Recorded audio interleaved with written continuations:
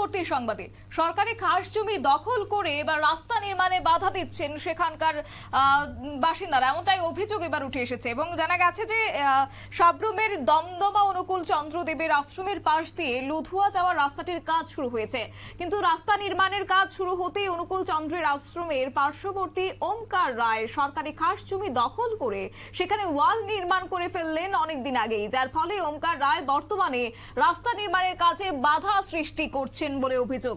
দখলকৃত সরকারি খাস ভূমি জমি নিজের বলেই দাবি করছেন তিনি। এলাকার জনগণের দীর্ঘদিনের দাবি ছিল যে এই রাস্তাটি মেরামত করা এবং প্রশস্ত করা, কিন্তু ওমকার রায় দখলকৃত সরকারি খাস ভূমি ছাড়তে নারাজ এবং এই বিষয়ে আজ সকাল থেকে উত্তেজনা সৃষ্টি হয়েছে দমদমা এলাকায় এবং তিনি নিজে ইচ্ছে করে দখল করে রেখেছেন সরকারি খাস জমি এবং সেই জমি ছাড়ছে না রাস্তা নির্মাণের জন্য। গোটা বিষয় নিয়ে কি বক্তব্য উঠে আসছে শুনুন। এটা কি যে জায়গাটা তারা দিতেছে না, এটা খাসের জায়গা না জোতের জায়গা? এটা খাসের জায়গা, তারা খাসের জায়গার মধ্যে ওয়াল উঠাই দিছে, এখন তারা এটা উত্তর দিতেছে না, বাদ দিতেছে। এখন কি এটা সাইডে ওয়াল তুলছে? হ্যাঁ, তারা সাইডে পিলার দিয়া ওয়াল উঠাইতেছে, কিন্তু তারা এখন আমরা এটা নিয়ে আমরা স্যারের কাছে গেছি, স্যারের কাছে স্যারে আমি আসছে এটা খাসের জায়গা করছে, আমরা ওয়ালটা ভাঙতেছি, কিন্তু তারা ভাঙতে দিতেছে। স্যার বলতে কোন স্যার?